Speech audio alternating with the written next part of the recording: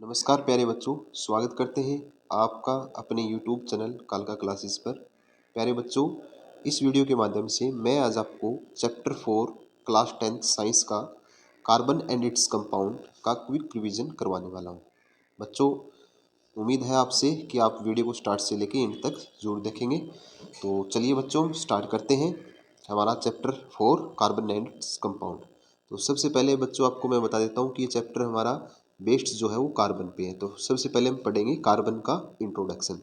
तो देखिए बच्चों, यहाँ पे इंट्रोडक्शन में the element carbon is a non metal. Carbon क्या होता है? एक नॉन मेटल होता है और इसका हम किस सिंबल से रिप्रेजेंट करते हैं? सी के द्वारा इसको रिप्रेजेंट करते हैं। Carbon is A versatile element, यानी कार्बन की जो नेचर होती है वो बहुमुखी होती है। The percentage of carbon present in earth crust in the form of mineral 0.02%। अब आपको याद रखना है बच्चों कि जो कार्बन होता है वो अर्थ क्रस्ट पे मिनरल की फॉर्म में एग्जिस्ट करता है, यानी उसकी जो परसेंटेज होती है वो क्या होती है? 0.02% होती है। And in atmosphere CO2 is 0.03। और जो एटमोसफेयर में यानी एयर के अंदर उसकी जो कार्बन डाइऑक्साइड होती है, क्योंकि कार्बन डाइऑक्साइड में भी क्या होता है बच्चों? कार्बन होता है। तो उसकी जो परसेंटेज होती है बच्चों वो क्या होती है? 0.03 होती है। All living things, plant, animal are made up of carbon based compound. अब जितने भी लिविंग्स ऑर्गेनिज्म होते हैं उन सभी में क्या होता है बच्चों? कार्बन होता है, क्योंकि हमारे अंदर क्या होती है? फैट होती है, कार्बोहाइड्रेट होती है, प्रोटीन होती है। तो इन सभी चीज़ों में क्या होता है? कार्बन ही होता है। तो इन सभी लिविंग ऑर्गेनिज्म में क्या होता है बच्चों? कार्बन होता है। उसके बाद में देखिए, carbon always form covalent compound. अब ये पॉइंट आपको नोट करना है बच्चों कि कार्बन कभी आयनिक बॉन्ड नहीं बनाता है। कार्बन क्या बनाता है? कोवैलेंट बॉन्ड बनाता है। अब आपको पता है कि atomic number of carbon is 6। Carbon का जो एटॉमिक नंबर होता है 6 होता है। तो इसकी अगर हम इलेक्ट्रॉनिक कॉन्फ़िगरेशन लिखते हैं, यानी के और एल सेल में, हम क्योंकि इलेक्ट्रॉन जो फिल करते हैं हम सेल में फिल करते हैं, तो के और एल सेल में, के सेल में कितने इलेक्ट्रॉन रहेंगे कार्बन के? 6 में से 2, और एल में कितने इलेक्ट्रॉन रहेंगे? 4। यानी इसके आउटर मोस्ट सेल में कितने इलेक्ट्रॉन है बच्चों? 4 है। तो ये क्या करता है? ये क्या करेगा? अब नोबल गैस की कॉन्फ़िगरेशन को गेन करने के लिए ये क्या करेगा? 4 इलेक्ट्रॉन गेन करेगा या क्या करेगा? 4 इलेक्ट्रॉन लूज करेगा। तो कौन सा काम इसके लिए पॉसिबल है? तो देखिए हम पढ़ते हैं आगे। How carbon attain noble gas configuration. How carbon attain noble gas configuration. Carbon is a tetravalent, it does not form ionic bond by either losing 4 electron. क्या है? कार्बन जो है वो क्या है? टेट्रावलेंट है, यानी इसके क्या है? टेट्रावलेंट, यानी ये इसका मतलब क्या होता है कि 4 बॉन्ड बनाने वाला होता है। कार्बन 4 बॉन्ड बनाता है। तो क्या करेगा? It does not form ionic bond. तो ये क्या क्या नहीं करेगा? आयनिक बॉन्ड नहीं बनाएगा, कि 4 इलेक्ट्रॉन क्या कर देगा? लूज कर देगा। यानी C4 इलेक्ट्रॉन लूज करेगा तो इसको क्या बोलेंगे हम? इस प्रकार से फॉर्म आएगी इसकी कार्बन की, क्या आएगी? C+4+। और ये क्या नहीं कर सकता? और 4 इलेक्ट्रॉन क्या नहीं कर सकता? गेन भी नहीं कर सकता। It is difficult to hold 4 extra electron and would require large amount of energy to remove the 4 electrons. So carbon can form bond by sharing of its electron with the electrons of other carbon atoms या with other element to attain noble gas configuration। बच्चों मैं आपको सरल भाषा में बताता हूँ कि इसका मतलब क्या है। कि देखिए, अगर कार्बन 4 इलेक्ट्रॉन लूज करता है, अब आपको पता कि प्रोटॉन की संख्या और इलेक्ट्रॉन की संख्या, एटॉमिक नंबर 6 है कार्बन का। अगर देखो प्रोटॉन की संख्या कितनी है? 6। अगर 4 इलेक्ट्रॉन लूज कर देता है तो इलेक्ट्रॉन की संख्या कितनी बच जाती है बच्चों? 2 बच जाती है। और प्रोटॉन की कितनी है? 6। तो क्या 6 प्रोटॉन 2 इलेक्ट्रॉन को, क्या 2 इलेक्ट्रॉन 6 प्रोटॉन को बैलेंस कर पाएंगे? नहीं कर पाएंगे। अगर अगर ये क्या करता है? 4 इलेक्ट्रॉन गेन कर लेता है, तो गेन करेगा तो प्रोटॉन की संख्या तो 6 रहेगी और इलेक्ट्रॉन की संख्या कितनी हो जाएगी? 10 हो जाएगी। तो क्या 6 प्रोटॉन 10 इलेक्ट्रॉन को बैलेंस कर पाएंगे? नहीं कर पाएंगे। तो इस कारण से क्या होता है कि ये न तो C+4 बनाता है और न क्या करता है? C4 नेगेटिव बनाता है। उसके बाद में सेकंड पॉइंट देखिए, the atoms of other element like hydrogen, oxygen and nitrogen. देखिए इसमें chlorine also form bonds bye sharing of electron.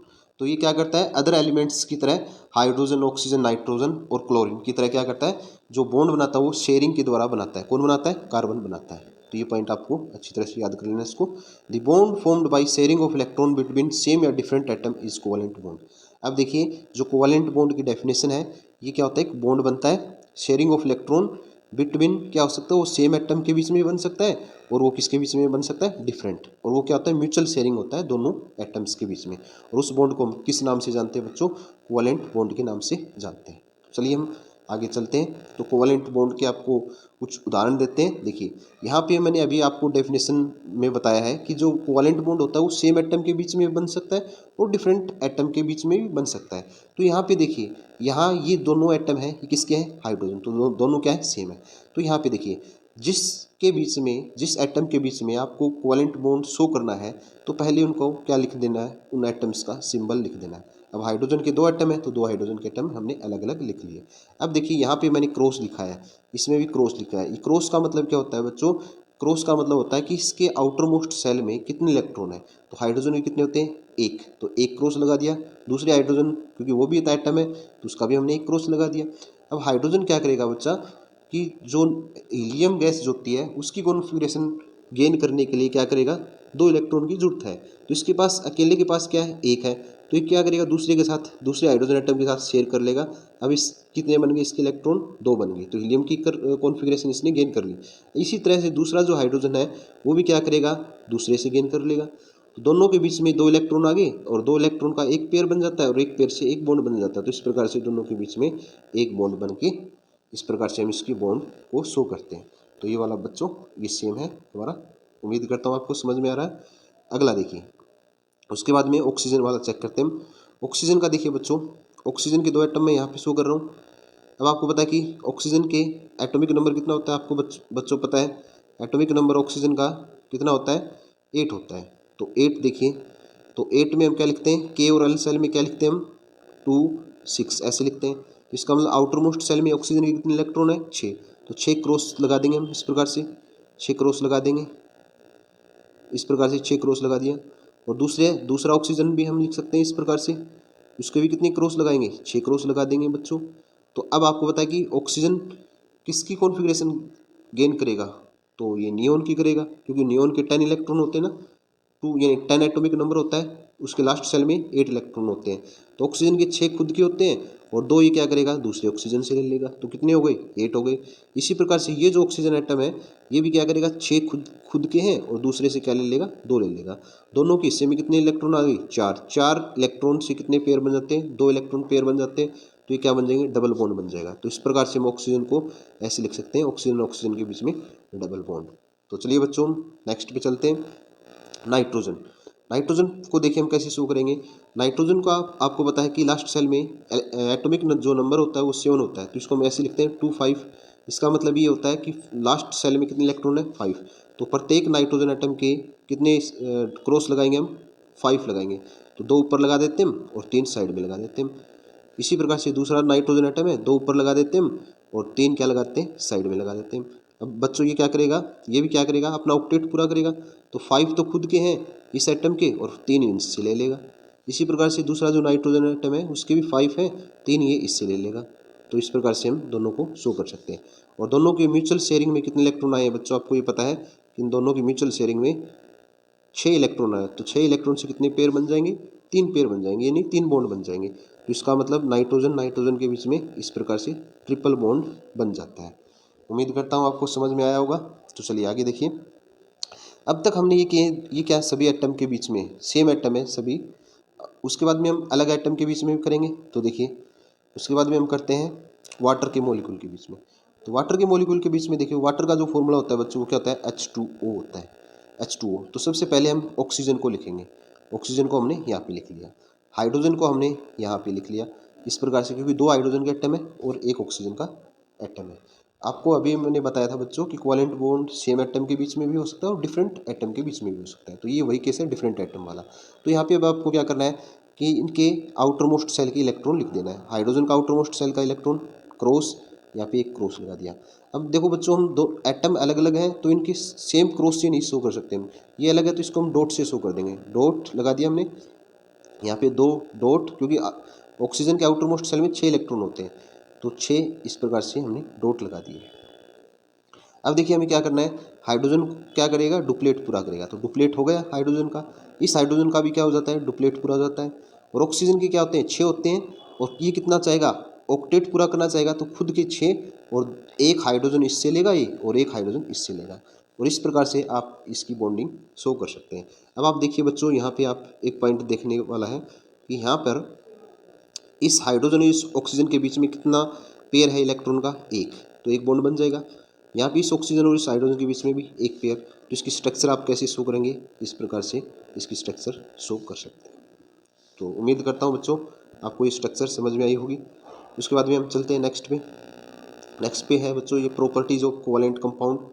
तो कोवेलेंट कंपाउंड की कुछ प्रॉपर्टी पढ़ लेते हैं बच्चों, हम क्या क्या है। तो देखिए, covalent compound have low melting and boiling point as they have weak intermolecular forces.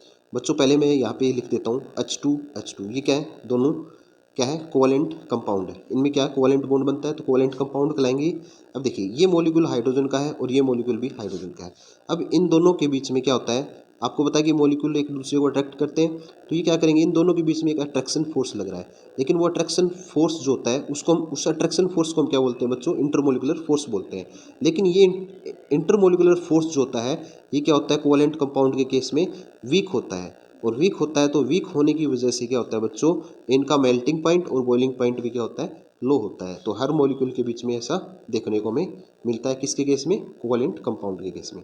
उसके बाद में देखिए सेकंड पॉइंट हम पढ़ते हैं, they are generally poor conductor of electricity as electron are shared between atom and no charge particle are formed.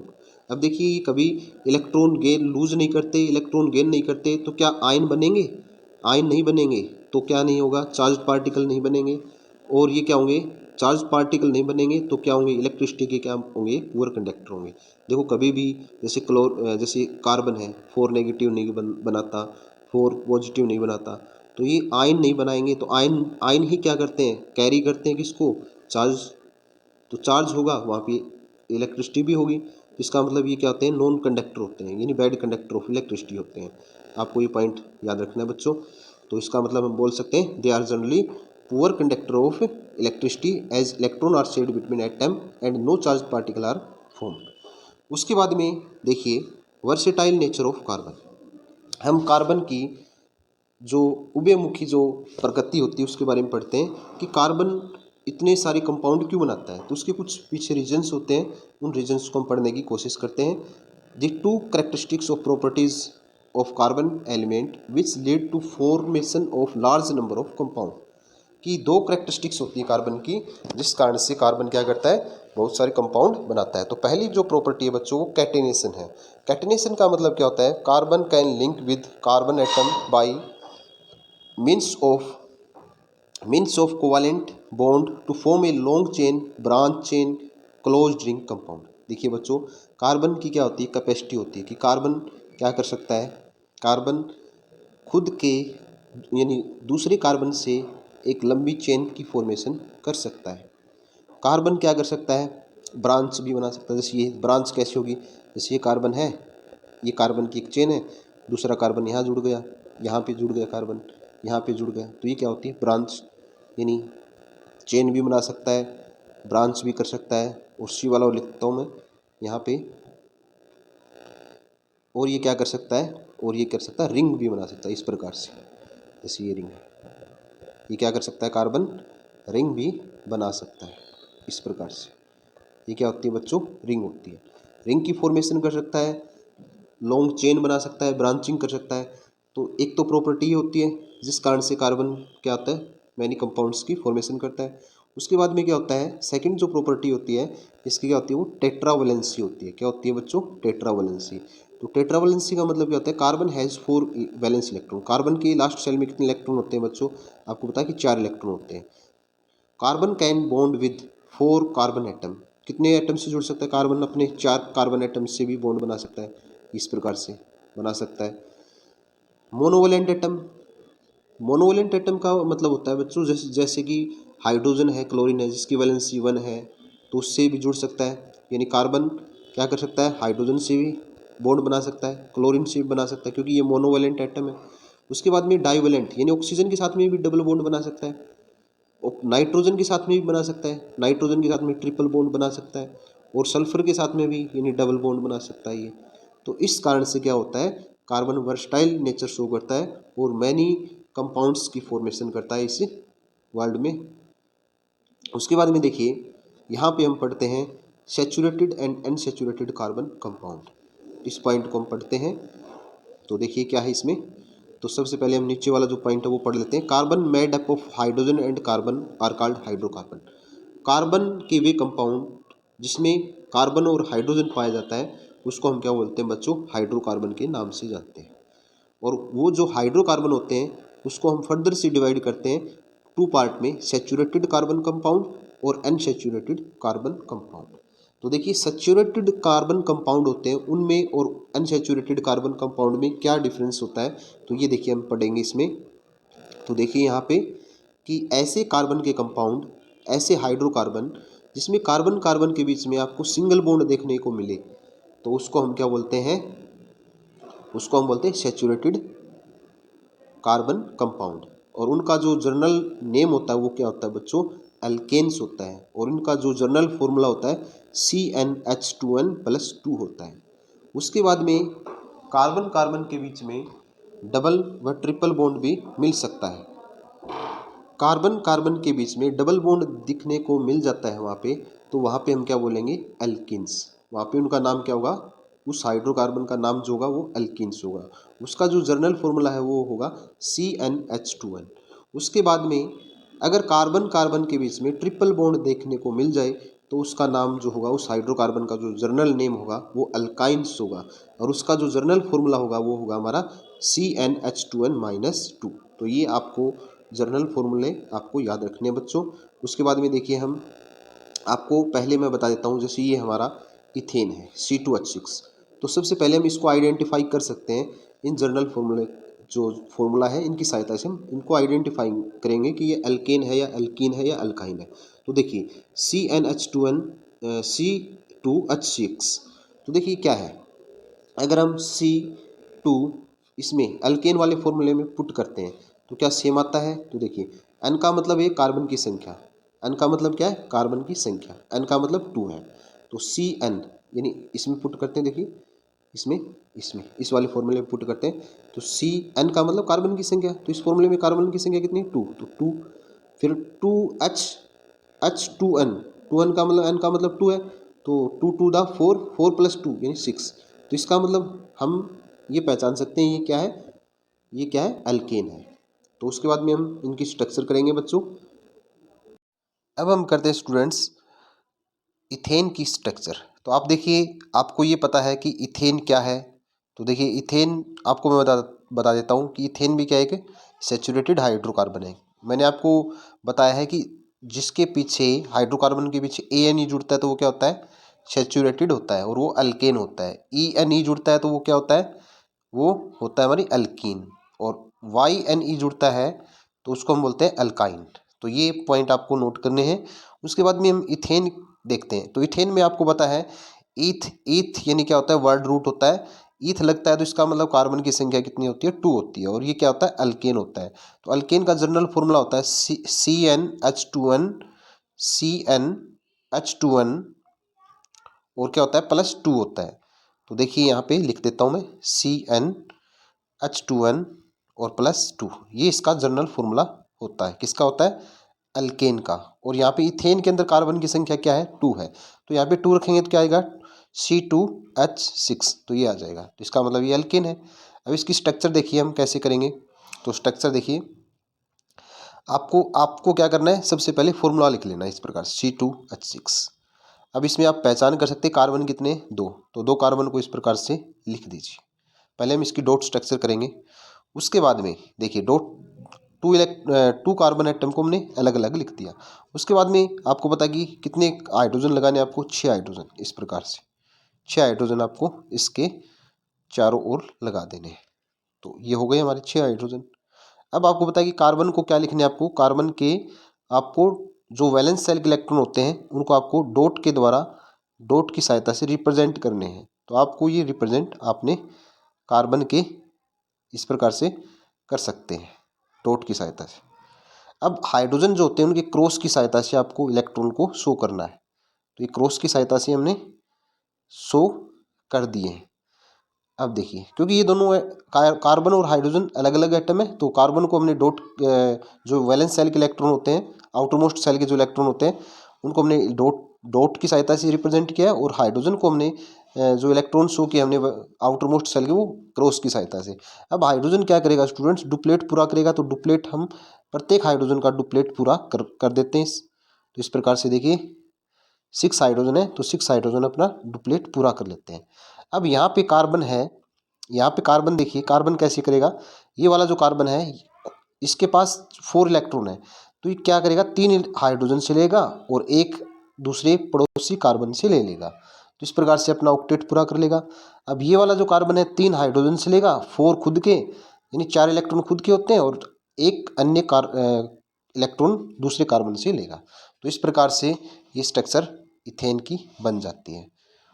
तो students उम्मीद करता हूँ आपको समझ में आया होगा। चलिए नेक्स्ट पे चलते हैं हम। उसके बाद में आपको ये टेबल दे रखी है, और टेबल में ऐसे हाइड्रोकार्बन की टेबल दे रखी है जो किस फैमिली से बिलोंग करते हैं, अल्केन, यानी अल्केन श्रेणी के जो हाइड्रोकार्बन है उनकी यहाँ पे नाम दिया गया है। तो देखिए, तो यहाँ पे देखो अल्क जो होता है ये वर्ड रूट बोलते हैं इसको हम, और ए एन ई जो होता है वो लास्ट में जुड़ता है तो उसको हम सुफिक्स बोलते हैं। तो देखिए यहाँ पे मीथ और ए एन ई किसके पीछे जुड़ता है, ऐसे हाइड्रोकार्बन जिसमें कार्बन कार्बन के बीच में सिंगल बॉन्ड हो। तो देखिए सबसे पहला, और उनका जनरल फॉर्मूला होता है CnH2n+2, ये इसका जनरल फॉर्मूला होता है। तो देखिए अगर यहाँ पे n के स्थान पे, n किसको रिप्रेजेंट करता है, नंबर ऑफ कार्बन एटम, अगर यहाँ पे n के स्थान पे 1 रखेंगे तो फॉर्मूला हमारा क्या आएगा, CH4 आएगा। अगर n के स्थान पे हम 2 रखेंगे तो क्या आएगा हमारा, इथेन आएगा। 3 रखेंगे तो प्रोपेन आएगा। अब हम इजीली से स्ट्रक्चर बना सकते हैं। आपको पता है कि कार्बन जो होता है वो 4 बॉन्ड बनाता है, तो 4 हाइड्रोजन लगा करके हमने उसको 4 बॉन्ड बना दिए, यानी CH4 हो जाएगा। अब इथेन जो है, इथेन क्या होगा, इथेन के प्रत्येक कार्बन को हमने अलग अलग लिखा, और कार्बन जो होता है वो 4 बॉन्ड बनाएगा, तो इस प्रकार से इथेन की स्ट्रक्चर हो जाएगी। और यहाँ पे आपको क्या लगा देने, हाइड्रोजन लगा करके प्रत्येक कार्बन की वैलेंसी को सेटिस्फाई करवा देना है। उसके बाद में देखिए ब्यूटेन और पेंटेन की बात करते हैं हम। ब्यूटेन में कितने होते हैं, कार्बन 4 होते हैं, तो फॉर्मूला क्या बन जाएगा, C4H10। 4 कार्बन हमने लिख दिए इस प्रकार से, एक चेन में जोड़ दिए, और प्रत्येक कार्बन की वैलेंसी यानी कितने हाइड्रोजन से पूरी करवानी है हमें, 3 हाइड्रोजन, और इस प्रकार से आपको स्ट्रक्चर बना देनी है। पेंटेन की मैं आपको बना के दिखा देता हूँ। पेंटेन की देखिए, आपको पता है कि फॉर्मूला आपको पता है, और ये फॉर्मूला कहाँ से निकला, आपको पता है कि ये फॉर्मूला होता है हमें CnH2n+2, ये हमें जनरल फॉर्मूला पता है। अब पेंट में कार्बन की संख्या 5 होती है, तो यहाँ पे C5 और ये बन जाएगा H10 और +2 यानी H12 बन जाएगा। तो इस प्रकार से हमें इसको लिखना है। अब हमें इसकी स्ट्रक्चर बनानी है, तो स्ट्रक्चर देखिए कैसे बनाएंगे हम। पहले आपको क्या करना है, 5 कार्बन इस प्रकार से जोड़ देने आपको, ये 5 कार्बन मैं जोड़ रहा हूँ। अब प्रत्येक कार्बन की देखो, यहाँ ये कार्बन जो है अब इसके 4 बॉन्ड हो जाते हैं, यहाँ पे इस कार्बन के अब 4 हो जाते बॉन्ड, और यहाँ पर इस प्रकार से हम हर कार्बन के 4 बॉन्ड बना देंगे। और ये बाकी जो बॉन्ड है, ये लिंकेज जो है, यहाँ पे आपको क्या कर देना है, हाइड्रोजन जोड़ देना है प्रत्येक से। तो ये आपका फॉर्मूला किसका बन जाता है, पेंटेन का बन जाता है। तो इस प्रकार से आपको करना है। उसके बाद में स्टूडेंट्स देखिए इलेक्ट्रॉन डॉट स्ट्रक्चर लिखेंगे हम। Saturated unsaturated hydrocarbon, unsaturated hydrocarbon में आपको पता है कि अल्कीन और अल्काइन, तो यहाँ पे लिखा हुआ है फॉर्मूला इथीन का, और यहाँ पे लगा फॉर्मूला लिखा हुआ है इथाइन का। आपको पता है इथीन का जो फॉर्मूला होता है CnH2n होता है, और यहाँ पे इथाइन का जो जनरल फॉर्मूला होता है CnH2n-2 होता है। तो ये आपको याद रखना है। अब देखिए हम इससे कंपेयर करेंगे, ईथ में कार्बन की संख्या क्या होती है, 2 होती है, तो यहाँ पे हम 2 रखेंगे n के स्थान पे, तो ये बन जाएगा C2H4। तो इसका मतलब ये किसका फॉर्मूला बन जाता है, इथीन का। यहाँ पे इथाइन में कार्बन की संख्या, ईथ लगा हुआ है वर्ड रूट, तो यहाँ पे कार्बन की संख्या किसको रिप्रेजेंट करता है, 2 को रिप्रेजेंट करता है, तो यहाँ पे 2 रखेंगे, और यहाँ पे हो जाएगा 2⁴ -2 यानी H2। तो ये फॉर्मूला किसका बन जाएगा, हमारा इथाइन का। अब आपको इतना भी पता है, इथीन में क्या होता है, कार्बन कार्बन के बीच में, इथीन जहाँ पे होगा वहाँ पे कार्बन कार्बन के बीच में डबल बॉन्ड जरूर आता है, और इथाइन में क्या होता है, ट्रिपल बॉन्ड आता है। तो अब आपको देखिए स्ट्रक्चर इसकी कैसे बनाएंगे हम। स्ट्रक्चर बनाएंगे हम। देखो 2 कार्बन है, 2 कार्बन इस प्रकार से जोड़ दिए डबल बॉन्ड की सहायता से, और इनकी क्या कर देंगे हम, बाकी 4 बॉन्ड हाइड्रोजन लगा करके हम पूरे कर देंगे। इथाइन के अंदर भी कैसे होगा, इथाइन के अंदर आपको पता है कि कार्बन कार्बन के बीच में ट्रिपल बॉन्ड मिलेगा। और देखो अब इसकी यहाँ पे 1 हाइड्रोजन और यहाँ पे भी 1 हाइड्रोजन, क्योंकि कार्बन 4 ही बॉन्ड बनाता है, तो 3 बॉन्ड ट्रिपल बॉन्ड और 1 बॉन्ड हाइड्रोजन। तो इस प्रकार से हम इनको लिखेंगे। अब इनकी अगर हमें इलेक्ट्रॉन डॉट स्ट्रक्चर लिखनी हो तो हम देखिए, पहले मैं आपको इथाइन की बना के दिखा देता हूँ। तो इथाइन की देखिए, इथाइन का फॉर्मूला हमें पता है, ये होता है C2H2। तो प्रत्येक कार्बन को हम अलग अलग लिख लेंगे। अब आपको पता है कि हम क्या लिखते हैं, कार्बन के जो आउटर मोस्ट सेल में जो इलेक्ट्रॉन होते हैं उनको हम लिख लेते हैं डॉट की सहायता से। तो यहाँ पे 1 2 3, आपको पता है कि मैं 3 डॉट क्यों लिखा है एक साइड में, क्योंकि ट्रिपल बॉन्ड बनाएगा, क्योंकि इथाइन में ट्रिपल बॉन्ड बनेगा। तो यहाँ पे ट्रिपल बॉन्ड तभी बनेगा जब एक साइड में 3 इलेक्ट्रॉन और दूसरी साइड में भी 3 इलेक्ट्रॉन, हम ऐसे लिखेंगे। और एक इलेक्ट्रॉन जो होता है वो इस साइड में हम लिख देते हैं। अब इसके एक एक क्या होगा, सराउंड में हाइड्रोजन भी होगा, तो हाइड्रोजन का क्रॉस से रिप्रेजेंट कर दिया, और यहाँ पे भी मैंने क्रॉस से रिप्रेजेंट कर दिया। अब हाइड्रोजन का हमने डुप्लेट पूरा करा दिया दोनों साइड से, और प्रत्येक कार्बन के पास 4 इलेक्ट्रॉन है, तो 4 इलेक्ट्रॉन यानी एक हाइड्रोजन से पूरा करेगा, और जो 3 इलेक्ट्रॉन होते हैं वो दूसरे कार्बन से। इसी प्रकार से ये कार्बन एक हाइड्रोजन से और बाकी 3 इलेक्ट्रॉन्स होते हैं वो बाकी दूसरे कार्बन से ले लेगा, और ये क्या बन जाएगा, इनके बीच में ट्रिपल बॉन्ड बन जाता है। तो ऐसे आपको बनाने हैं, और इसी प्रकार से इथीन की बन जाएगी। चलिए आगे चलते हैं। उसके बाद में सेकंड टेबल और दे रखी है आपको, यहाँ पे अल्कीन की दे रखी है स्टूडेंट्स, वहाँ पे अल्कीन की दे रखी थी। तो अल्कीन में आपको पता है कि डबल बॉन्ड जरूर आता है। तो देखिए अल्कीन अल्कीन अल्कीन का जो सिंपलेस्ट जो हाइड्रोकार्बन होता है वो क्या कहाँ से स्टार्ट होता है, इथीन से, जबकि हमारा अल्केन में स्टार्टिंग कहाँ से हुई थी, मीथेन से। तो अब आपको याद रखना है। तो देखिए इसका इथीन का जो जर्नल फार्मूला होता है C2H4, और ये हम कैसे निकालेंगे, इस फार्मूले के द्वारा CnH2n, इस फार्मूले के द्वारा हम इसको निकालते हैं। अब आपको पता है कि ऐसा क्यों, ऐसा इसलिए क्योंकि यहाँ पे कार्बन की संख्या कितनी है, इथीन के अंदर 2 होती है, तो C2 और H2n होता है, तो यानी 2 to the 4, यानी ये फार्मूला हमारा बन जाता है। अब इसमें देखिए इथीन में डबल बॉन्ड मिलेगा, तो 2 कार्बन को हम लिख लेंगे डबल बॉन्ड के द्वारा, और बाकी जो वैलेंसी इसकी हाइड्रोजन लगा करके हम पूरी कर देंगे। तो ये किसकी स्ट्रक्चर बन जाती है, इथीन की, ये वाली बन जाती है। अब आप देख सकते हैं ब्यूटेन, ब्यूटेन की मैं बना के दिखाता हूँ आपको। ब्यूटेन में देखो कार्बन की संख्या 4 होती है, तो यानी एन की वैल्यू 4 बोल सकता हूँ मैं। और जर्नल फार्मूला जो होता है आपको पता है वो क्या होता है, CnH2n, ये किसका होता है, अल्कीन का होता है। तो देखो एन की संख्या 4 है, और फॉर्मूला हमारे पास है CnH2n। तो यहाँ पे एन के स्थान पे 4 रखेंगे तो क्या बनेगा, C4H8। तो ये फॉर्मूला किसका बन जाएगा, हमारा ब्यूटीन का फॉर्मूला बन जाएगा, ब्यूटीन का फॉर्मूला बन जाएगा। तो देखिए अब इस ब्यूटीन की हम स्ट्रक्चर बनाएंगे। अब आपको पता है कि कार्बन कितने हैं, 4 हैं, तो 4 कार्बन को सबसे पहले हम एक चेन के रूप में जोड़ देंगे इस प्रकार से। ये अब आपको पता है कि ब्यूटीन है यानी अल्कीन है, तो एक डबल बॉन्ड जरूर मिलेगा, तो यहाँ पे हम एक डबल बॉन्ड लगा देते हैं। बाकी में आपको डबल बॉन्ड नहीं लगाना है।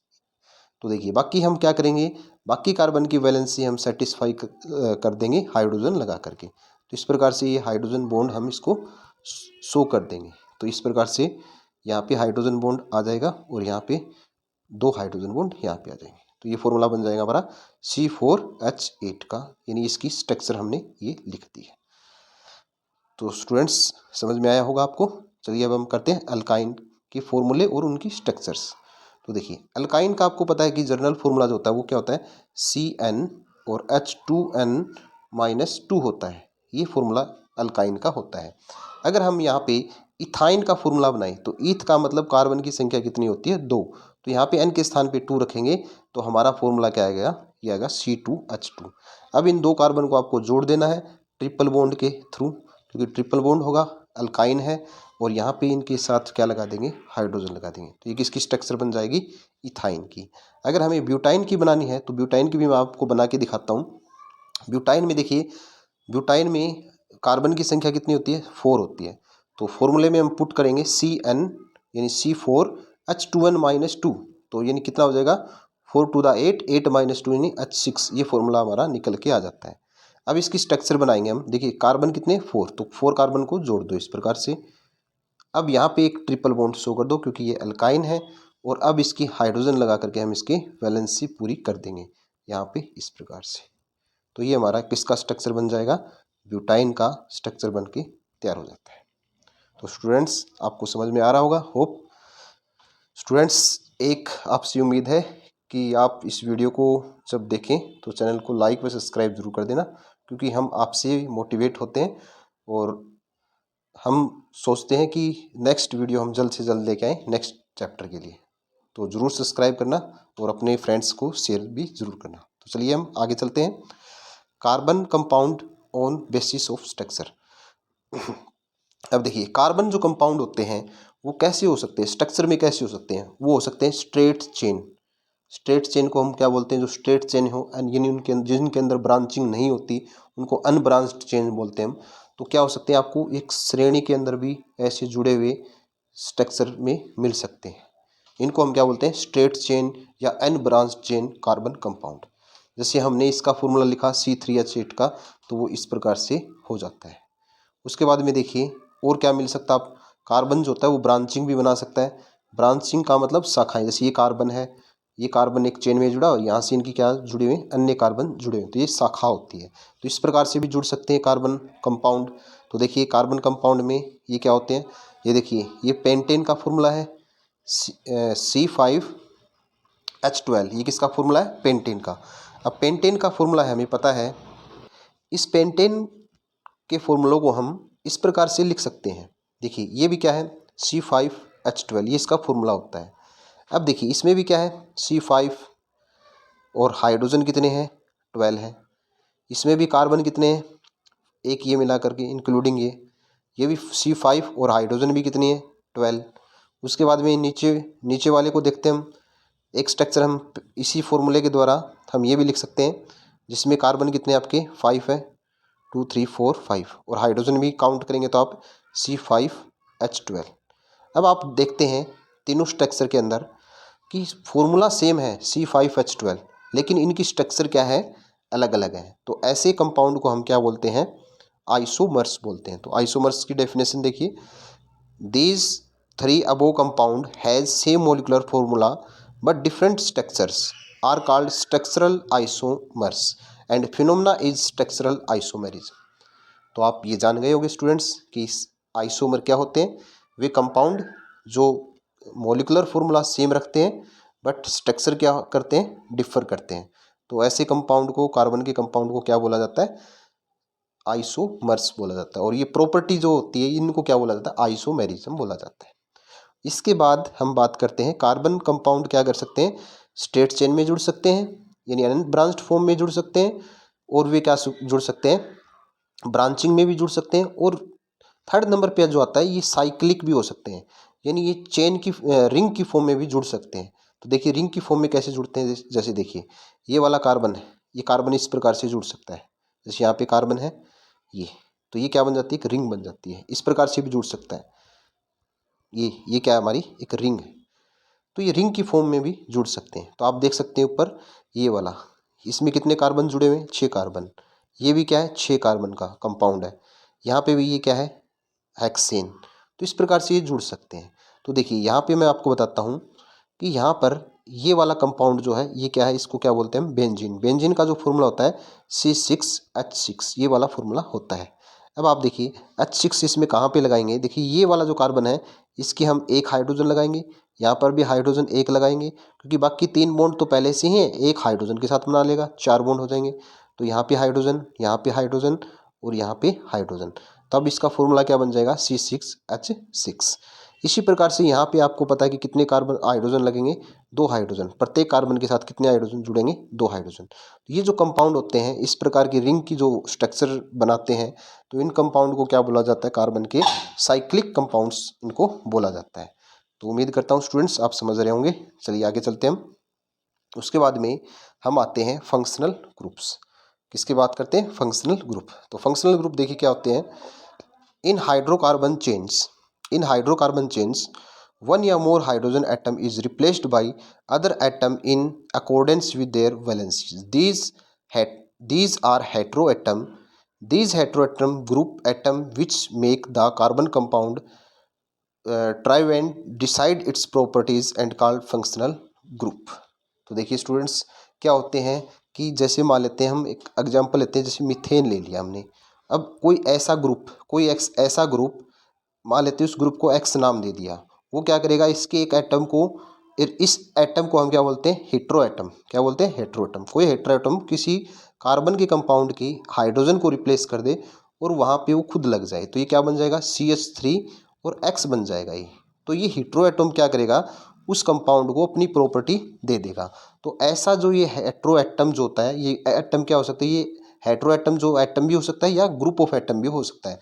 तो ऐसे ग्रुप को हम क्या बोलते हैं, फंक्शनल ग्रुप के नाम से जानते हैं। तो ये पॉइंट आपको याद रखना है। तो वो हेट्रो एटम या ग्रुप ऑफ एटम्स जिसको हम बोल सकते हैं, वो क्या क्या हो सकते हैं, वो हम इस टेबल में पढ़ेंगे। देखिए हेट्रो एटम देखो क्या हो सकता है।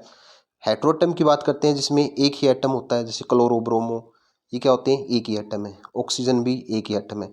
अब फंक्शनल ग्रुप क्या होते हैं, जिसमें हेट्रो एटम से ज़्यादा एटम जुड़े हो, जैसे एल्कोहल है, एल्डिहाइड है, कीटोन है।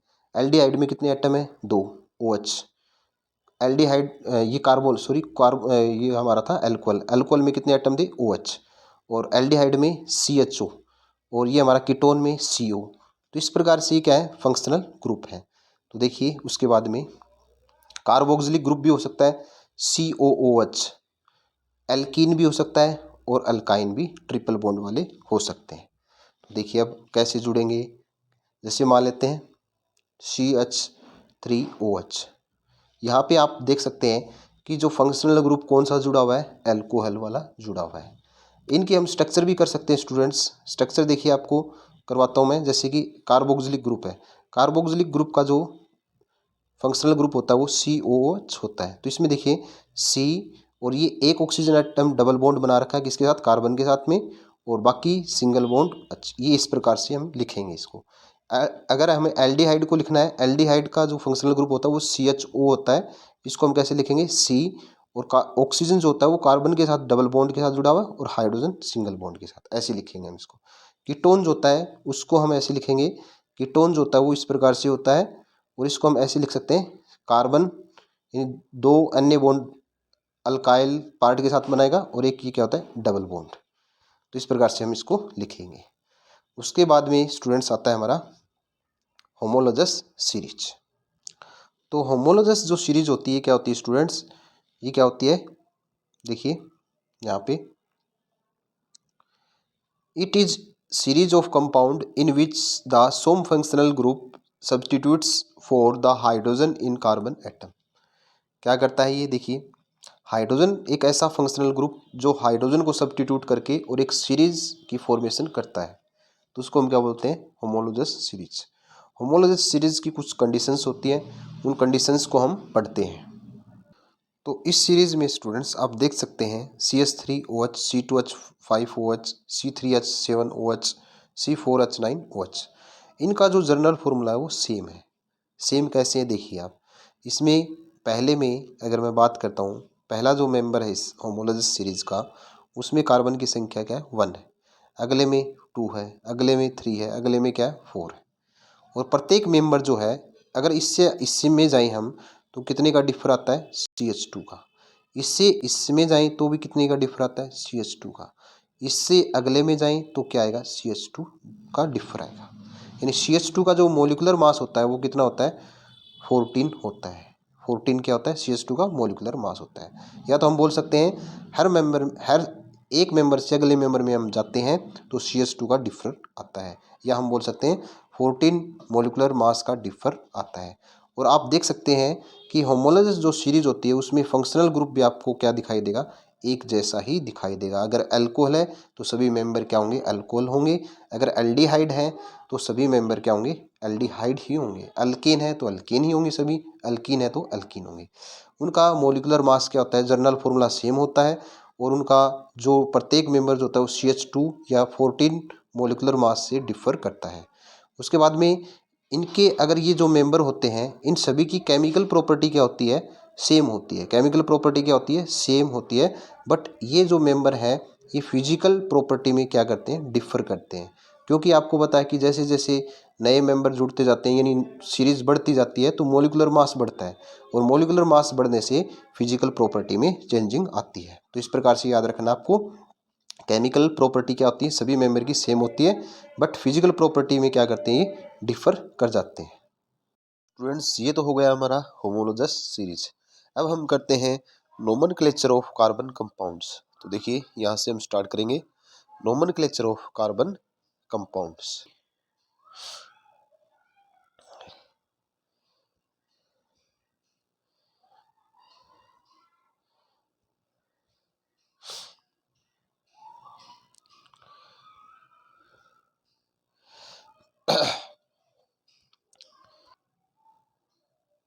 उसके बाद में हम स्टार्ट करते हैं यहाँ से, ये वाला जो पार्ट है।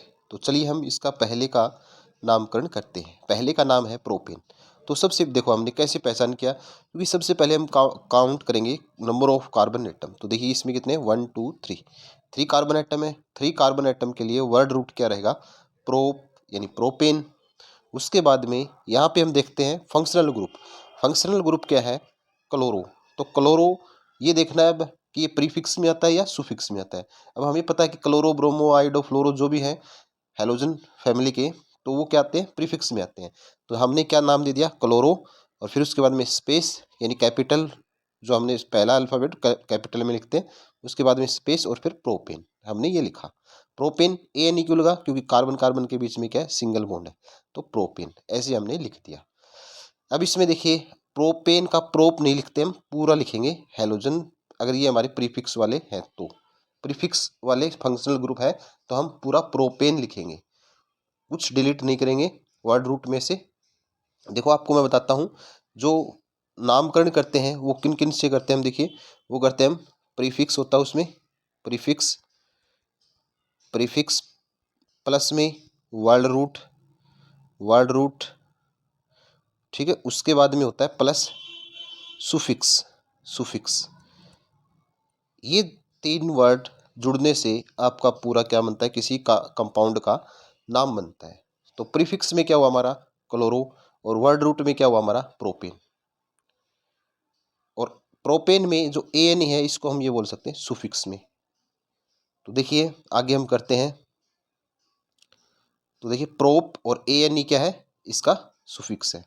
देखिए यहाँ पे हम देखिए अल्कोहल में, अल्कोहल में देखिए यहाँ पे पहले हमें क्या करना है, नंबर ऑफ कार्बन एटम्स को पहचानना है। इस कंपाउंड की बात कर रहा हूँ मैं। यहाँ पे देखिए कितने कार्बन है, 1 2 3। तो 3 के लिए क्या लिखना है आपको, कितने कार्बन एटम है, 1 2 3। 3 के लिए हम क्या लिखेंगे, प्रोपेन। क्या लिखेंगे, प्रोपेन। यहाँ पे ये लिख दिया। और फिर फंक्शनल ग्रुप क्या है इसमें, एल्कोहल, तो ओ एल लिख दिया, एल्कोहल के लिए ओ एल लिख दिया। अब आपको क्या करना है, जो फंक्शनल ग्रुप का फर्स्ट जो अल्फ़ाबेट है वो क्या है, वाउल है। और यहाँ पे इस वर्ड रूट का लास्ट वर्ड भी क्या है, वाउल है। तो इसको जो वर्ड रूट है उस वाले के लास्ट अल्फ़ाबेट वाउल को क्या कर देना है, आपको डिलीट कर देना है, और फिर दोनों को क्या कर देना है, ऐड कर देना है। तो फिर क्या बन जाएगा, ये प्रोपेनोल। क्या बन जाएगा, प्रोपेनोल। तो इस प्रकार से इस कंपाउंड का नाम हो जाएगा। उसके बाद में देखिए एल्डिहाइड में, एल्डिहाइड में देखिए यहाँ पर क्या करना है, सबसे पहले कार्बन के एटम्स की पहचान करनी है। कितने कार्बन एटम है, 1 2 3। तो 3 के लिए क्या हो जाएगा, प्रोप, पूरा लिख दो प्रोपेन, एक बार पूरा लिख देना प्रोपेन। अब आपको देखना है कि ग्रुप कौन सा है इसमें, इस कंपाउंड में ग्रुप कौन सा है, ये आपको पता है एल्डिहाइड। एल्डिहाइड के लिए क्या होता है, एल। अब नियम वही लगेगा जो हमने पीछे किया था। अब इसका फंक्शनल ग्रुप का यानी जो सुफिक्स का पहला वर्ड, जो वर्ड अल्फ़ाबेट है वो क्या है, वाउल है, और वर्ड रूट का भी क्या है, लास्ट में वाउल है। तो इसको हम डिलीट कर देंगे, अब इन दोनों को कंबाइन कर देंगे तो क्या बन जाएगा, ये प्रोपेनल बन जाएगा। तो इस प्रकार से ये हमारा नाम हो जाएगा। उसके बाद में कीटोन, कीटोन वाले का देखते हैं हम। कीटोन में यहाँ पे आपको देखना है, आपको पता है कि कीटोन की लिंकेज इस प्रकार से होती है। अब ये दो लिंकेज होती है, ये हमेशा क्या होती है, 2 कार्बन के बीच में ही मिलेगी आपको, ठीक है। तो यहाँ पे देखिए, अब यहाँ पे बात करते हैं हम, इसमें कार्बन की atoms, number of atoms of carbon देखना आपको, 1 2 3। तो 3 है कार्बन, तो कार्बन 3 के लिए हम क्या लिखेंगे, मीथित प्रोपेन। क्या लिखेंगे, प्रोपेन। प्लस में अब आपको देखना है कि कौन सा फंक्शनल ग्रुप है, यहाँ पे आप देख रहे हैं कीटोन है। कीटोन के लिए क्या होता है, सुफिक्स में ओ एन ई। अब ये भी वाउल है और ये भी वाउल है, तो इसको हम क्या कर देंगे, डिलीट कर देंगे और नाम लिख देंगे इसका प्रोपेनॉन। तो ये आपका नाम हो जाएगा। इस प्रकार से हम इसका कर सकते हैं आसानी से। देखिए अगला फंक्शनल ग्रुप कौन सा है, कार्बोक्सिलिक एसिड। कार्बोक्सिलिक एसिड में क्या जुड़ता है सुफिक्स में, ओइक एसिड। तो यहाँ पे देखिए आप कितने कार्बन एटम है, 1 2 3। 3 के लिए क्या लिखूंगा मैं, प्रोपेन, प्रोपेन, और प्लस में सुफिक्स में क्या लिखूंगा मैं, ओइक एसिड। क्या लिखूंगा, ओइक एसिड। तो देखिए यहाँ पे अब इसका देखना हमें, सुफिक्स का जो फर्स्ट अल्फ़ाबेट है वो वाउल है, और यहाँ पे वर्ड रूट का भी क्या है, वाउल है। तो ये डिलीट कर देंगे और इसको मिला देंगे, क्या बन जाएगा ये, प्रोपेनोइक एसिड। उसके बाद में स्टूडेंट्स देखिए अल्कीन और अल्काइन। अल्कीन और अल्काइन में हम नामकरण कैसे करेंगे, तो वैसे जैसे मैंने बताया था आपको, अब अल्कीन होगा तो उसमें याद रखना है सुफिक्स जो होगा वो ENE होगा, और जो प्रोपाइन यानी अल्काइन होता है उसमें सुफिक्स जो होता है वो क्या होता है, YNE होता है। सिंपल अगर हम alkyne alkyne alkyne alkane alkene alkyne का कर रहे हैं तो उनमें सुफिक्स ये काम करेगा। तो देखिए अब यहाँ पे कार्बन की संख्या काउंट करते हैं 1 2 3। 3 के लिए हम क्या लिखेंगे, प्रोपेन। देखो यहाँ पे इसमें ये गलत लिख रखा है क्योंकि यहाँ पे ENE आएगा तो डबल बॉन्ड भी आएगा, ठीक है। तो यहाँ पे एक डबल बॉन्ड होगा, यहाँ पे आपको डबल बॉन्ड करना है, तो प्रोपीन का फॉर्मूला बन जाएगा प्रोपीन। उसके बाद में देखिए, उसके बाद में अल्काइन वाला पार्ट देखिए। अल्काइन में आपको पता है कि सुफिक्स में INE जुड़ता है, और ये देखो ये कैसे बना, प्रोप प्लस में YNE। अब इसमें देखो ऐसा कुछ वो नहीं है अल्फ़ाबेट की डिलीट कर दें हम, वाउल वूल कुछ नहीं है, तो डायरेक्ट ही जोड़ देंगे, प्रोपाइन बन जाएगा। और प्रोपाइन में ये क्या होता है, सुफिक्स है और ये वर्ड रूट है आपका। और यहाँ पे आपको देख सकते हैं कि ट्रिपल बॉन्ड होता है, तो ट्रिपल बॉन्ड मिलेगा। ऊपर वाले की अगर बात करें तो वहाँ पे आप कुछ गलतियाँ हैं। यहाँ पर आपको क्या दिखेगा कि कार्बन की 2 बॉन्ड तो ये हैं और एक ये है, तो यहाँ पे एक डबल बॉन्ड आएगा, इसको आप करेक्ट कर लेना है। उसके बाद में देखिए chemical properties of carbon compounds. Chemical properties of carbon compounds की हम बात करेंगे तो सबसे पहले कंबस्शन की बात करेंगे कि जो कार्बन कंपाउंड जो होते हैं कार्बन और हाइड्रोजन से बने कार्बन के कंपाउंड, हाइड्रोकार्बन मेनली, तो ये क्या होते हैं जब इनका कंबस्शन करते हैं तो क्या होते हैं, क्या बनता है, CO2H2O और प्लस में हीट और लाइट प्रोड्यूस करते हैं। इस पॉइंट को आप याद नोट करना है कि कार्बन के जो कंपाउंड्स होते हैं, जैसे अल्कोहल को भी ले लीजिए, तो वो भी क्या करेगा, CO2H, अगर हम उसको कंबस्शन करते हैं तो CO2H2O और हीट प्लस में लाइट प्रोड्यूस करेगा। उसके बाद में देखिए carbon and its compound. Carbon and its compound, carbon and its compound are used as fuel because they burn in air releasing lot of heat energy. अब देखिए carbon के जो कंपाउंड्स होते हैं उनको हम फ्यूल के तौर पे यूज करते हैं क्योंकि उनसे क्या प्रोड्यूस होती है, लॉट ऑफ हीट प्रोड्यूस होती है। Saturated hydrocarbon generally burn in air with blue and non सूटी फ्लेम। अब बात यहाँ पे आती है कि जो सैचुरेटेड, मैंने आपको बताया था कि हाइड्रोकार्बन जो होते हैं कार्बन के वो 2 टाइप्स के होते हैं, एक सैचुरेटेड हाइड्रोकार्बन और एक अनसैचुरेटेड हाइड्रोकार्बन।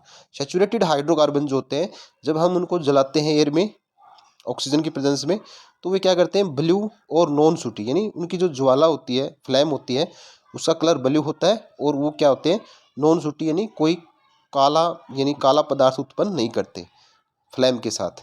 जबकि जो अनसैचुरेटेड हाइड्रोकार्बन है वो क्या आते हैं, जब एयर के साथ बर्न किया जाता है तो येलो और सूटी फ्लेम यानी पीला और काला धुआं क्या करते हैं, उत्पन्न करते हैं। परसेंट ऐसा क्यों होता है, क्योंकि उनमें percentage of carbon is higher than saturated hydrocarbon, क्योंकि अनसैचुरेटेड हाइड्रोकार्बन में जो कार्बन की परसेंटेज होती है वो ज़्यादा होती है as compare to saturated hydrocarbon which does not get completely oxidised in air. और इस कारण से ज़्यादा परसेंटेज ऑफ कार्बन की होने की वजह से वे एयर के अंदर कम्प्लीटली ऑक्सीडाइज्ड नहीं होते। उसके बाद में कई बार स्टूडेंट्स आपको मैं बता देता हूँ, सैचुरेटेड हाइड्रोकार्बन भी क्या कर देते हैं, ब्लैक स्मोक प्रोड्यूस करते हैं, क्योंकि उस केस में क्या होती है, जो ऑक्सीजन जो होती है उसकी उनको क्या होती है, कमी हो जाती है, क्योंकि उनका जब बर्न करते हैं तो ऑक्सीजन क्या होती है, ऑक्सीजन की जरूरत होती है। लेकिन कई कई बार ऐसा केस आ जाता है कि उस केस में उसको ऑक्सीजन की सप्लाई पूर्ण रूप से नहीं मिल पाती और इस कारण से सैचुरेटेड हाइड्रोकार्बन भी क्या करते हैं, ब्लैक स्मोक प्रोड्यूस कर देते हैं। तो ये पॉइंट अलग है, आपको नोट करने की ज़रूरत है। उसके बाद में देखिए हम क्या करेंगे, सेकंड वाला पॉइंट जो है ऑक्सीडेशन। ऑक्सीडेशन में देखिए आपको क्या बताना है कि alcohol can be converted to carboxylic acid in presence of oxidising agent. और वो ऑक्सीडाइजिंग एजेंट जो होते हैं वो क्या होते हैं, ऑक्सीडाइजिंग, जैसे पोटाशियम परमैंगनेट या एसिडिक पोटाशियम डाइक्रोमेट। तो देखिए यहाँ पे ये आपको दे रखे हैं एल्केलाइन पोटाशियम परमैंगनेट या पोटाशियम डाइक्रोमेट। अब देखिए ये क्या होते हैं, ऑक्सीडाइजिंग एजेंट। अब ऑक्सीडाइजिंग एजेंट क्या होते हैं स्टूडेंट्स, मैं आपको बता देता हूँ। ऐसे सब्सटेंस जो क्या करते हैं, ऑक्सीजन की सप्लाई करते हैं, क्या करते हैं, इन दूसरों का ऑक्सीडेशन कर देते हैं और खुद क्या हो जाते हैं, रिड्यूस हो जाते हैं। तो ऐसे सब्सटेंस को हम क्या बोलेंगे, ऑक्सीडाइजिंग एजेंट। अब देखिए इनका क्या रोल होता है यहाँ पे, ये क्या करते हैं, ऑक्सीजन देते हैं किसको, अल्कोहल को। अल्कोहल को ऑक्सीजन देंगे तो ये ऑक्सीजन कहाँ पे चली जाएगी, इस हाइड्रोजन को हटा करके क्या यहाँ पे क्या लग जाएगी, ऑक्सीजन लग जाएगी। तो क्या बन जाएगा, CH3COOH, और इसकी हाइड्रोजन क्या हो जाएगी, बाहर हो जाती है। तो इस प्रकार से क्या होते हैं, इसने क्या किया, ऑक्सीजन दिया इसको और इसके हाइड्रोजन को रिमूव कर दिया, तो ये क्या कहलाएंगे, ऑक्सीडाइजिंग एजेंट। यानी इथेनॉल का क्या कर दिया, ऑक्सीडेशन। इथेनॉल को यहाँ पे क्या हुआ, ऑक्सीडेशन हुआ। ऑक्सीडेशन की डेफिनेशन यही तो होती है, addition of oxygen and removal of hydrogen. तो ये हाइड्रोजन रिमूव हो गई यहाँ पे और हाइड्रोजन की जगह जो होती है वो किसने ले ली, ऑक्सीजन ने। तो यहाँ पे क्या हुआ, ऑक्सीडेशन हुआ। और ऑक्सीडेशन किसने करवाया, ऑक्सीडाइजिंग एजेंट ने। और ऑक्सीडाइजिंग एजेंट क्या है, एल्केलाइन KMnO4 और एसिडिक K2Cr2O7। तो ये पॉइंट आपको याद रखना है। उसके बाद भी एडिशन रिएक्शन, जो एडिशन रिएक्शन कौन शो करते हैं, ये पॉइंट नोट करना आपको। जो अनसैचुरेटेड हाइड्रोकार्बन होते हैं वे क्या करते हैं, एडिशन रिएक्शंस को शो करते हैं। एडिशन जैसे नाम से ही मालूम हो रहा है, एडिशन किसी चीज़ का ऐड होना। तो देखिए यहाँ पे आप देखिए ये क्या दिखाई दे रही है आपको, अल्कीन। अल्काइन भी शो कर सकता है और अल्कीन भी।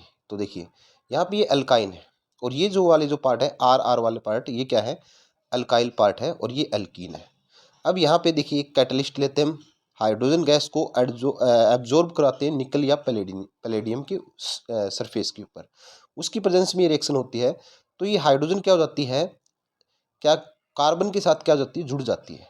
अब देखिए यहाँ पर अगर कार्बन के साथ हाइड्रोजन को जोड़ देंगे इस प्रकार से यहाँ पे, तो हमें यहाँ पे देखते हैं कार्बन के कितने बॉन्ड बन जाएंगे, 5। तो हमें ये क्या करना पड़ेगा, ये डबल बॉन्ड किस में कन्वर्ट हो जाता है, सिंगल बॉन्ड में कन्वर्ट हो जाता है। तो इस प्रकार से किसका ऐड हुआ, हाइड्रोजन का।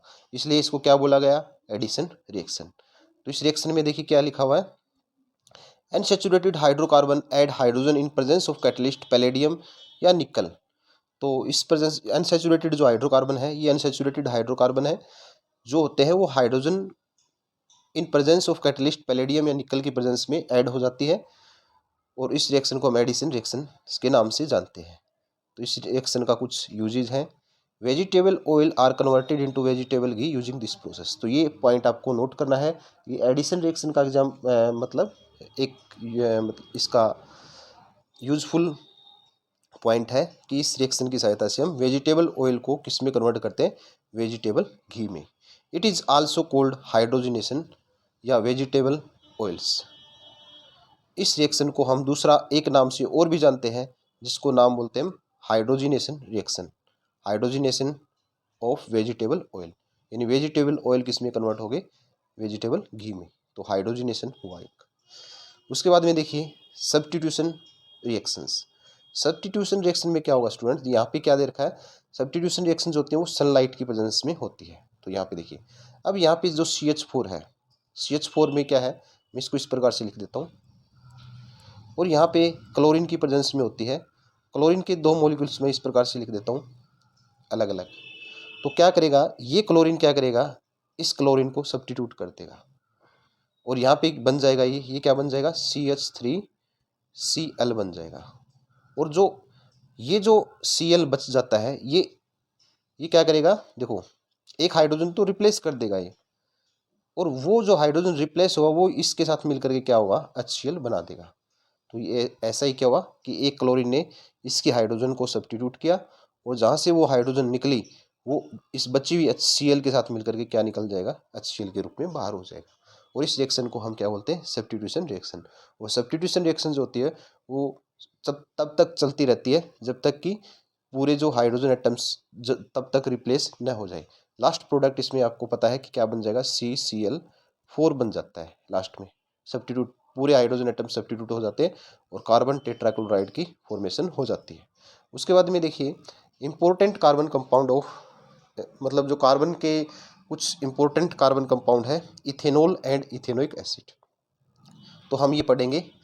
तो सबसे पहले हम इथेनॉल को पढ़ेंगे। इथेनॉल की कुछ फिजिकल प्रॉपर्टी होती है। इथेनॉल को हम क्या बोलते हैं, C2H5OH, ये इसका क्या होता है, केमिकल फॉर्मूला होता है। और इथेनॉल बोलते हैं हम इसको, हम शराब भी बोल सकते हैं, अल्कोहल जो होती है। तो ये क्या होता है, कलरलेस होता है, यानी इथेनॉल का कोई कलर नहीं होता। Pleasant smell and burning taste, तीखी गंध होती है इसकी, और बर्निंग टेस्ट होता है, यानी जलता भी है, इस आग पकड़ लेता है ये। उसके बाद में सोल्यूबल इन वाटर, और क्या होता है, ये अल्कोहल जो होता है ये पानी में घुल जाता है। वोलेटाइल लिक्विड होता है with boiling point 351। Boiling point कितना होता है इसका, 351 होता है। वोलेटाइल का मतलब होता है कि इसके जल्दी से वेपर बन जाते हैं। और न्यूट्रल कंपाउंड होता है, और जल्दी से क्या होता है, रिएक्ट नहीं करता, न्यूट्रल होता है। केमिकल प्रॉपर्टीज़ की अगर हम बात करें तो केमिकल प्रॉपर्टीज़ में देखिए सबसे पहले यहाँ पे लिखा हुआ है कि रिएक्शन विद सोडियम। जब इथेनॉल की हम सोडियम के साथ रिएक्शन करते हैं तो सोडियम क्या करेगा, इस हाइड्रोजन को रिप्लेस कर देगा, और हाइड्रोजन को रिप्लेस करेगा तो ये क्या बनाएगा, सोडियम इथोक्साइड बना देगा। और प्लस में कौन सी गैस बाहर हो जाएगी, हाइड्रोजन गैस बाहर निकलेगी। ये रिएक्शन हम कंपेयर कर सकते हैं स्टूडेंट्स, जैसे हमने मेटल की जब रिएक्शन की थी हमने किसके साथ में, एसिड के साथ में। एसिड के साथ में रिएक्शन की थी तो क्या बना था, साल्ट प्लस में हाइड्रोजन गैस, उससे हम कंपेयर कर सकते हैं। यहाँ पे जो अल्कोहल है वो किसकी तरह बिहेव कर रही है, एसिडिक बिहेवियर कर रही है। तो यहाँ पे ये साल्ट है और ये क्या है, हमारी हाइड्रोजन गैस है। उसके बाद में देखिए डिहाइड्रेशन। अब यहाँ पे देख सकते हैं आप, this reaction is use to test to ethanol by evolution of hydrogen gas burn with pop sound.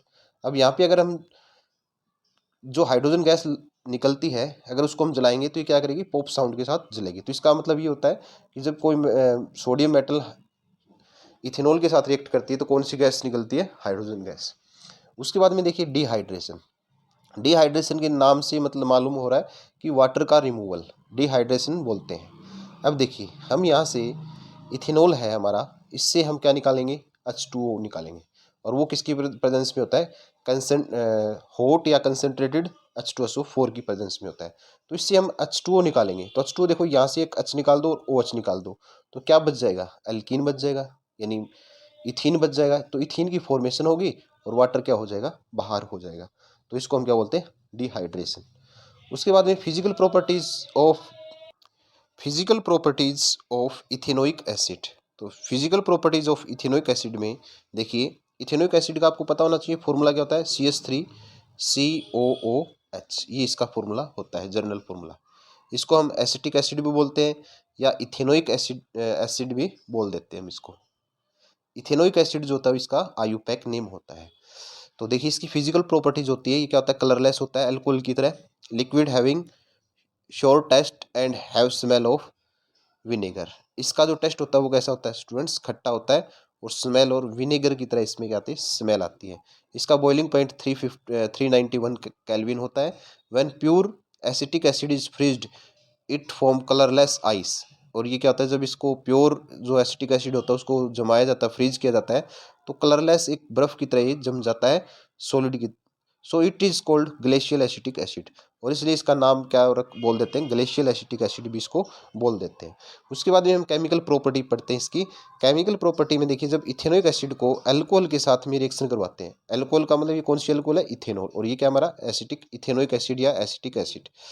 देखिए हम क्या करते हैं, जब इसके साथ रिएक्शन करवाते हैं तो यहाँ पे देखिए आपको क्या कर रहा है, H2O। देखो मैं लिख के बताता हूँ ये रिएक्शन कैसी हुई। देखिए पहले हम इथेनोइक एसिड को लिख देते हैं इस प्रकार से,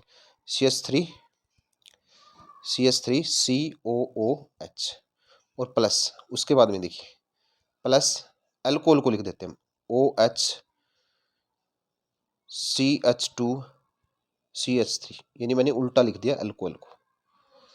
अब देखिए आपको क्या करना है, यहाँ से आपको H2O को बाहर कर देना है, यानी यहाँ से इस प्रकार से H2O को बाहर कर देना है, H2O को बाहर कर देना है, यानी -H2O कर देना है।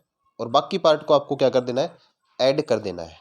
बाकी पार्ट को क्या कर देना है, ऐड कर देना है। तो देखिए यहाँ से जैसे हम ऐड करेंगे तो क्या बन जाएगा हमारा, ये वाला पार्ट बन जाएगा। देखिए यहाँ से एच यहाँ से निकाल देना आपको और ओ एच को यहाँ से निकाल देना है। तो बाकी पार्ट ये बच जाएगा CH3CO, और ये वाला पार्ट बच जाएगा COOCH2CH3। तो ये वाला कंपाउंड हमारा बन जाएगा, और इस कंपाउंड को हम क्या बोलते हैं, एस्टर के नाम से हम जानते हैं। क्या जानते हैं, एस्टर के नाम से। और इस रिएक्शन को हम क्या बोलते हैं, एस्टेरिफिकेशन। एस्टेरिफिकेशन के नाम से इसको जानते हैं। तो ये पॉइंट आपको नोट करना है स्टूडेंट्स। एस्टेरिफिकेशन रिएक्शन क्या होती है, जब अल्कोहल और इथेनॉल और एथेनोइक एसिड जब रिएक्ट करते हैं तो एस्टर की फॉर्मेशन होती है, और इस रिएक्शन को हम क्या बोलते हैं, एस्टर बोलते हैं। तो यहाँ पे एस्टेरिफिकेशन रिएक्शन में और क्या बनता है, बाई प्रोडक्ट जो होता है वो बनता है स्टूडेंट्स H2O। यहाँ पे ये याद रखना आपको, क्योंकि H2O बाहर निकलता है तो यहाँ पे H2O की भी फॉर्मेशन होती है। अब उसके बाद में देखिए ये जो एस्टर होते हैं हमारे, ये क्या होते हैं, स्वीट स्मेल होती है इनकी। क्या होती है, sweet smelling ester is formed. ये एस्टर जो होती है इसकी जो स्मेल होती है वो स्वीट होती है। अब देखिए यहाँ पे जो एस्टर है उसको हम सोडियम हाइड्रोक्साइड के साथ में रिएक्शन करवाते हैं तो क्या बनता है, sodium salt of fatty acid, यानी सोडियम एसीटेट प्लस में अल्कोहल की फॉर्मेशन होती है। और ये जो होता है sodium salt of fatty acid, इसको हम क्या बोलते हैं, सोप बोलते हैं। क्या बनता है, सोप बनता है। और इस रिएक्शन को हम क्या बोलते हैं, जहाँ पे सोप की फॉर्मेशन होती है तो रिएक्शन को क्या बोलते हैं, हम स्पोनिफिकेशन बोलते हैं। जिस रिएक्शन में सोप की फॉर्मेशन होती है उसको हम क्या बोलते हैं, स्पोनिफिकेशन। और स्पोनिफिकेशन जो सोप होता है वो इसी रिएक्शन की सहायता से बनता है। यानी एस्टर को जब हम सोडियम हाइड्रोक्साइड के साथ में रिएक्ट करवाते हैं तो सोप प्लस में किसकी फॉर्मेशन होती है, अल्कोहल। तो ये जो सोप होता है, सोप बनने के कारण से इस रिएक्शन को क्या बोलते हैं, स्पोनिफिकेशन रिएक्शन। तो चलिए आगे पढ़ते हैं हम। स्टूडेंट्स यहाँ पे सोप की फॉर्मेशन होती है तो इस रिएक्शन को हम किस नाम से जानते हैं, स्पोनिफिकेशन रिएक्शन को, रिएक्शन से नाम जानते हैं हम इसको। तो यहाँ पे देखिए ये वाला जो पार्ट होता है ये क्या हो सकता है, बड़ा भी हो सकता है, जैसे C17H35COO ऐसे भी हो सकता है। ये जो हाइड्रोकार्बन की चेन हो सकती है ये छोटी भी हो सकती है और क्या हो सकती है, बड़ी भी हो सकती है। तो इस बात को आप यहाँ से नोट जरूर कर लेना। उसके बाद में देखिए यहाँ पे हम बात करते हैं एसिटिक एसिड जब बेस के साथ में रिएक्शन करता है तो क्या करता है। देखिए यहाँ से क्या करना है आपको, वाटर क्या कर देना है, रिमूव कर देना है। और बाकी ये पार्ट को जोड़ते हैं तो क्या बन जाता है, सोडियम एसीटेट और वाटर अलग हो जाता है। यानी जब एसिटिक एसिड बेस के साथ में रिएक्शन करता है तो किसकी फॉर्मेशन करता है, सोडियम एसीटेट और H2O की फॉर्मेशन करता है। उसके बाद में हम चलते हैं आगे। तो आगे देखिए उसके बाद में एस्टेरिफिकेशन हो जाता है हमारा। उसके बाद में रिएक्शन की बात करते हैं हम, reaction with carbonate and hydrogen carbonate. तो यहाँ पे देखिए, तो यहाँ पे हम बात करेंगे reaction with carbonate and hydrogen carbonate. किसकी रिएक्शन, एसिटिक एसिड की। अब आपने स्टूडेंट्स पिछले चैप्टर में आपने यानी चैप्टर नंबर 2 में एसिड बेस एंड साल्ट में पढ़ा होगा, जब एसिड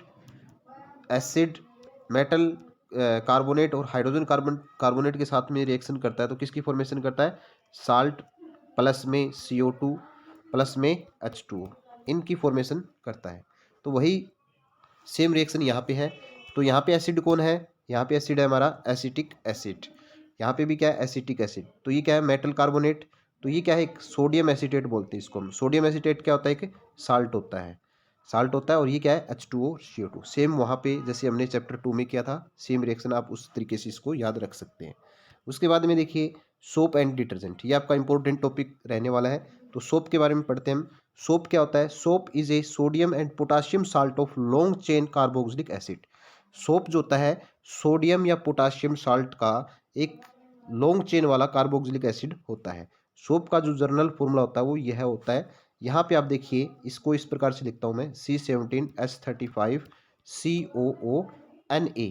अगर मैं Na को हटा देता हूँ यहाँ पे H लिखता हूँ तो ये क्या होता है, कार्बोक्सिलिक एसिड बनता है। लेकिन यहाँ से H को मैं सोडियम या पोटाशियम से रिप्लेस कर दूँ तो ये क्या बन जाता है आपका, sodium salt of long chain carboxylic acid, ये बन जाता है। और ये क्या होता है आपका, सोप होता है। ये याद रखना आपको। तो ये फॉर्मूला होता है सोप का। उसके बाद में सोप के बारे में पढ़ते हैं, इसकी characteristics. Soap are effectively only in soft water. Soap जो होता है वो किस में काम वर्क करता है? सॉफ्ट वाटर में, यानी हार्ड वाटर में ये वर्क नहीं करता। डिटर्जेंट्स, इसके अलावा डिटर्जेंट भी होते हैं। डिटर्जेंट क्या होते हैं? अमोनियम या sulphonate salt of long chain of carboxylic acid. यहाँ पे सोडियम के स्थान में डिटर्जेंट पे क्या होता है? अमोनियम होता है, इस प्रकार से अमोनियम आयन या सल्फोनेट आयन SO3। ये क्या होते हैं? इस प्रकार से होते हैं, सल्फोनेट आयन या अमोनियम आयन होते हैं। किसमें? डिटर्जेंट के केस में। जबकि सोडियम सोप के केस में क्या होते हैं? पोटासियम या sodium salt of long chain of carboxylic acid, ये होता है। उसके बाद में देखिए यहाँ पे पॉइंट नंबर 3, डिटर्जेंट्स आर, ये 4 नंबर पॉइंट है, detergents are effective in both hard and soft water. लेकिन यहाँ पे जो सोप की जो कमी थी वो किसने दूर कर रखी? यहाँ पे डिटर्जेंट ने। यानी सोप जो होता है वो केवल किस में वर्क करता था? सॉफ्ट वाटर में, यानी मीठे पानी में काम करता था। लेकिन डिटर्जेंट जो होता है वो हार्ड वाटर में और सॉफ्ट वाटर में, दोनों में वर्क करता है। अब सोप के बारे में हम पढ़ते हैं। सोप जो होता है उसमें 2 पार्ट होते हैं, एक तो होता है आयनिक पार्ट और एक होता है हाइड्रोकार्बन पार्ट। आयनिक पार्ट जो होता है उसको हम हाइड्रोफिलिक पार्ट बोलते हैं, और हाइड्रोकार्बन वाला जो पार्ट होता है उसको हम हाइड्रोफोबिक पार्ट बोलते हैं। जैसे देखिए ये सोप का फॉर्मूला है आपको, तो यहाँ पे ये जो CH ये वाला जो पार्ट होता है ये क्या होता है? हाइड्रोकार्बन पार्ट, और इस पार्ट को हम क्या बोलते हैं? हाइड्रोफोबिक पार्ट बोलते हैं। और ये वाला जो बच जाता है आपका, ये वाला पार्ट क्या होता है? हाइड्रोफिलिक पार्ट होता है। तो आप इस पॉइंट को नोट करना स्टूडेंट्स। उसके बाद में हम सोप को इस प्रकार से दिखा सकते हैं, जैसे ये वाला जो हाइड्रोकार्बन वाला पार्ट है इसको हम क्या कर सकते हैं? टेल की सहायता से इस प्रकार से रिप्रेजेंट करते हैं, और आगे वाला जो पार्ट बच जाता है उसको हम क्या करते हैं? स्फीयर के द्वारा शो कर रखा है। तो इसका मतलब ये क्या है हमारा? ये वाला पार्ट, यानी ये वाला पार्ट इससे कंपेयर करेंगे, ये क्या है हमारा? Hydrophilic part. और पीछे वाला जो बच जाता है टेल वाला पार्ट, ये क्या होता है? Hydrophobic part. अब इन दोनों पार्ट की हम कैरेक्टरिस्टिक्स पढ़ेंगे कि ये क्या कैसे काम करते हैं। तो देखिए क्लीनिंग एक्शन ऑफ सोप, जब हम सोप को वाटर में डिजोल्व करते हैं, यानी जब हम कपड़े धोते हैं पानी उसमें ऐड करते हैं, तो सोप जैसे ही पानी में ऐड कर होता है तो वो क्या करता है? एक मिसेल की फॉर्मेशन करता है। क्या करता है? मिसेल की। तो क्या होता है? हमारे जो कपड़ों पे लगने वाली जो डस्ट होती है या जो भी इम्प्योरिटी जो लगती है कपड़ों पे, वो क्या होती है? ऑयली टाइप की होती है।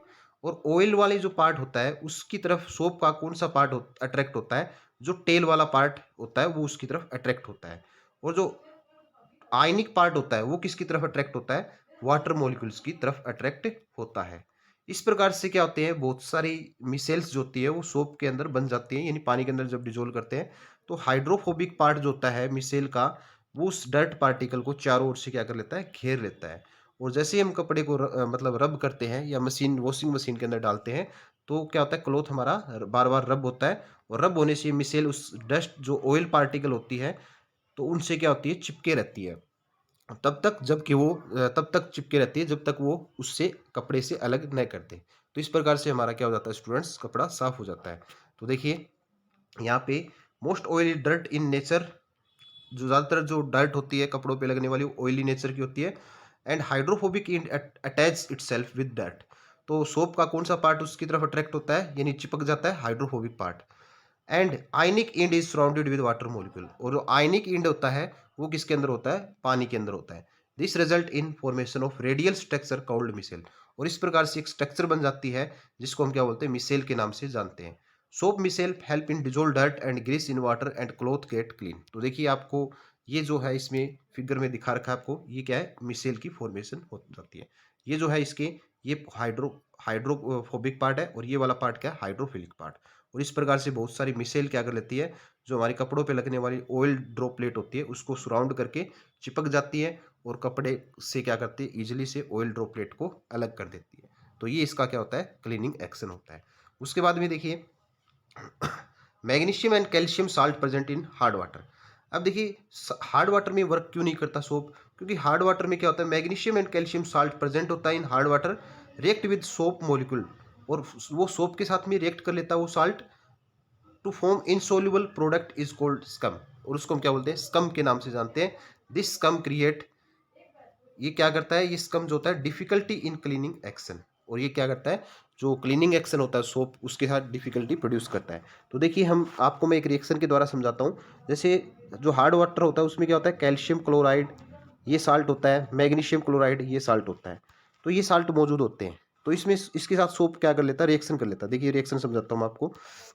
जैसे ये हमारा सोप का फॉर्मूला है C17H35 और COONA, और जब ये कैल्शियम क्लोराइड के साथ में रिएक्ट करता है, यहाँ पे मैग्नीशियम क्लोराइड भी हो सकता है, तो क्या करेगा ये, क्या बना लेता है C17H35 और COO और इसकी ट्वाइस और Ca प्लस में 2NaCl ये बन जाता है। तो इस प्रकार से ये वाला जो पार्ट होता है इसी को हम क्या बोलते हैं, स्कम के नाम से जानते हैं। और ये क्या होता है, मिसेल बनाने में क्या होता है, सहायक नहीं होता, ये क्या होता है, एक वाइट पीपीटी के रूप में जम जाता है, और सोप का ज़्यादातर पार्ट इसमें वेस्ट हो जाता है और मिसेल की फॉर्मेशन नहीं बन पाती। इस कारण से जो सोप होता है वो हार्ड वाटर में वर्क इजीली से नहीं करता। तो इसकी प्रॉब्लम आपको पता है स्टूडेंट्स किसने दूर की, तो ये डिटर्जेंट ने। तो जैसे हम डिटर्जेंट का यूज़ करते हैं तो वो क्या करता है, हार्ड वाटर में भी इजीली से वर्क करता है। By use of detergent insoluble scum is not form. जब हम डिटर्जेंट का यूज़ करते हैं तो इनसॉल्युबल जो स्कम होता है वो क्या करता है, वो नहीं बन पाता with hard water and cloth gets cleaned effectively. और इस प्रकार से हमारा जो कपड़ा होता है वो इजीली से क्लीन हो जाता है। तो स्टूडेंट्स ये था हमारा चैप्टर 4। वीडियो कैसी लगी कमेंट जरूर करना। चैनल पे पहली बार आए हैं तो चैनल को लाइक व सब्सक्राइब जरूर कर देना, क्योंकि आपके लाइक व सब्सक्राइब से हम मोटिवेट होते हैं और नए से नए वीडियो बनाने के लिए हम आपके लिए ज़रूर लेके आएंगे। तो स्टूडेंट्स मिलते हैं नेक्स्ट वीडियो में, अपना ख्याल रखना, टेक केयर, जय हिंद जय भारत।